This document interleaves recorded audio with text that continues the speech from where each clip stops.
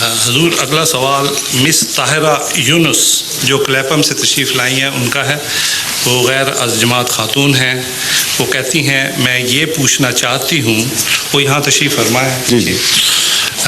وہ کہتی ہیں کہ میں یہ پوچھنا چاہتی ہوں کہ احمدی کو کیوں مسلمان نہیں مانا جاتا؟ اگر احمدی مسلمان ہیں تو مجھے کس طرح معلوم ہوگا کہ وہ احمدی مسلمان ہیں؟ ٹھیک ہے، بڑی اچھی بات ہے ماشاءاللہ. احمدی کو کیوں مسلمان نہیں مانا جاتا، اس کا ایک جواب تو مولوی دے سکتے ہیں. میں تو مانتا ہوں، اس لیے غلط آدمی سے بات پوچھ رہے ہیں. لیکن ان معنوں میں ٹھیک بھی ہے کہ ان کو پتہ ہے کہ مجھے علم ہوگا، اور انہوں نے مجھ پہ اعتماد فرمایا ہے کہ میں سچ بات کہوں گا. اس لیے اس پہلو سے میں جواب دیتا ہوں مولوی کیوں ہمیں غیر مسلم قرار دیتے ہیں.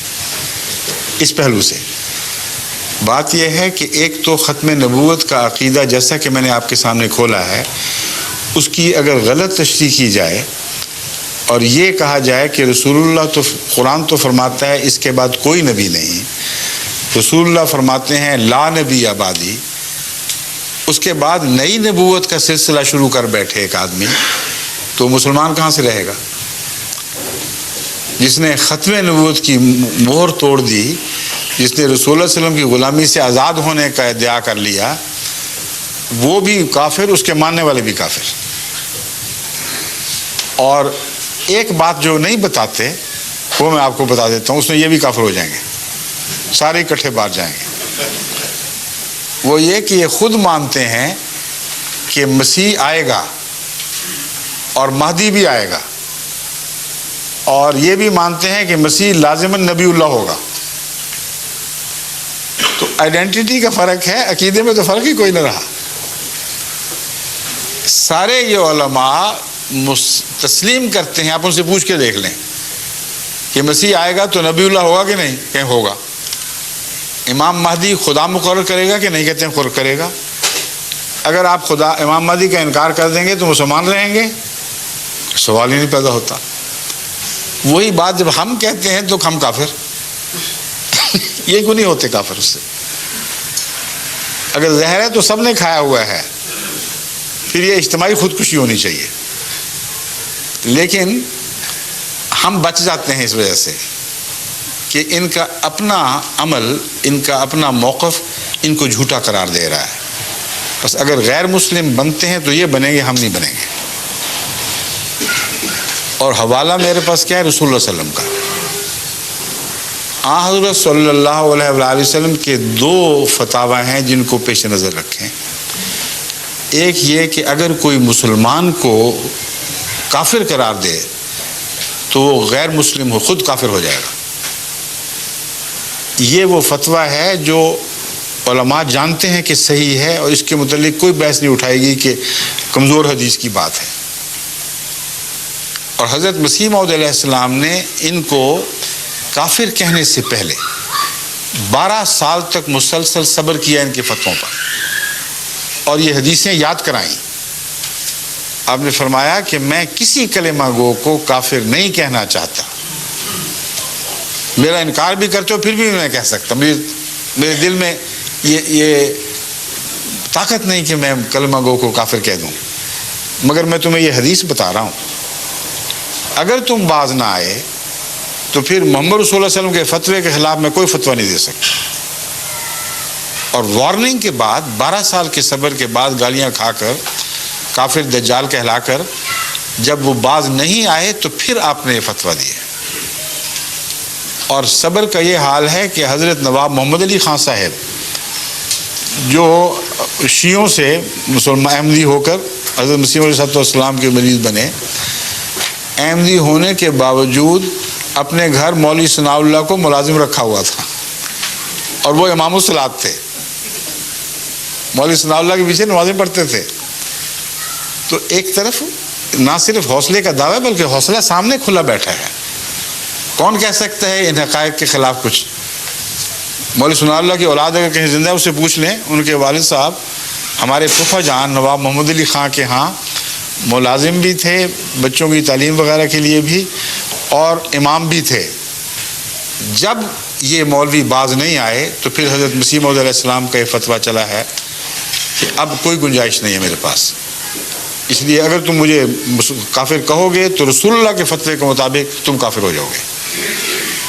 یہ ہے ہماری طرف سے ایک جواب، لیکن اس سے بھی آگے ایک اور قطعی دلیل میں آپ کے سامنے رکھتا ہوں، جو بھی خاتون ہیں تو آپ حیران ہو جائیں گی کہ ان کے پاس اس بات کے سوا گنجائش ہی نہیں کہ اپنے آپ کو جھوٹا ہونا تسلیم کر لیں، دیانتداری سے گنجائش نہیں ہے۔ یہ ایک حدیث خود امت کو بتاتے آئے ہیں، ابھی بھی بات کرتے ہیں کہ رسول اللہ صلی اللہ علیہ وسلم نے فرمایا ایک زمانہ آئے گا جب میری امت یہودیوں کی طرح 72 فرقوں میں بٹ جائے گی۔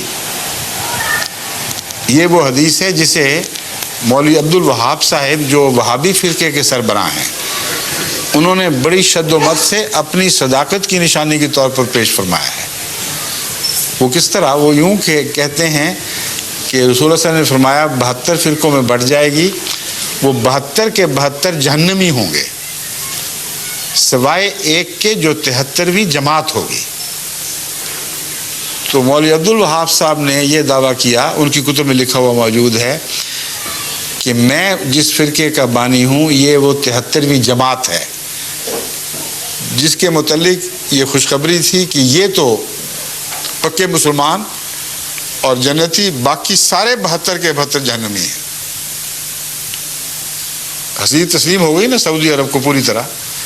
اب بتائیں 72 فرقے جہنمیوں کو وہاں حج کیوں کرنے دیتے ہیں اور صرف ایک کو باہر نکالا ہوا ہے، وہ جماعت احمدیہ ہے؟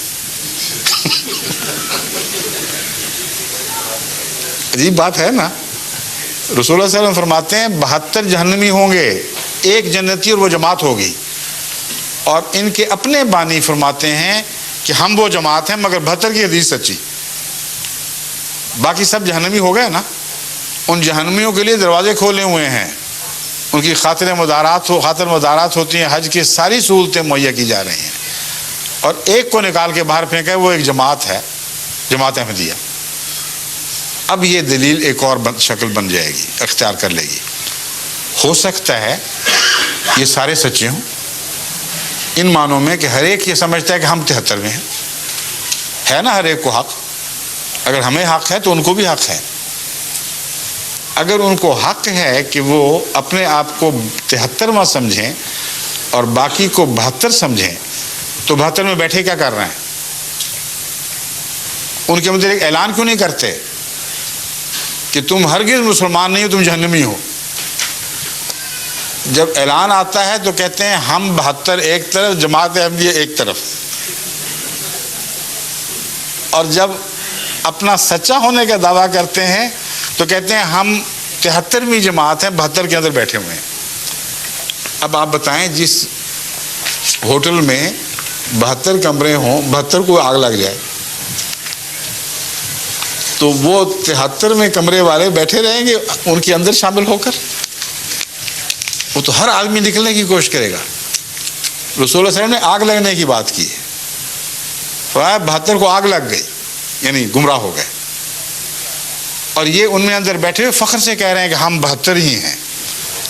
تو ان کا ایک دوسرے کے خلاف جماعت احمدیہ کے مقابل پر اجتماع ان کے 72 ہونے پر سواد کر رہا ہے، اور جب 72 کا حصہ ہیں تو فتویٰ رسول اللہ صلی اللہ علیہ وسلم کا چلے گا، ان کا دعویٰ کوئی کام نہیں آئے گا۔